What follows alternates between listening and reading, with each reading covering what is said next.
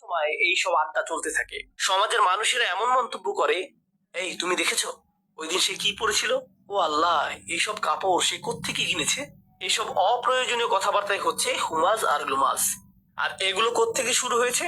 যখন মানুষের বড় কোনো লক্ষ্য নেই, যখন তার মন শুধু অন্যদের নিয়ে ভাবে। বলে রাখি, এখানে এটা এই জন্য গুরুত্বপূর্ণ যে এর আগের সূরাটিতে প্রাথমিক বিষয়ের প্রতি নজর দেওয়া হয়েছিল, তা হলো ইন্নাল ইনসানা লাফি খুসর। আর এই ক্ষতি থেকে বাঁচার প্রাথমিক চিকিৎসা হলো ইল্লাল্লাযীনা আমানু ওয়া আমিলুস সলিহাত ওয়া তাওয়াসাউ বিল হক ওয়া তাওয়াসাউ বিস সবর।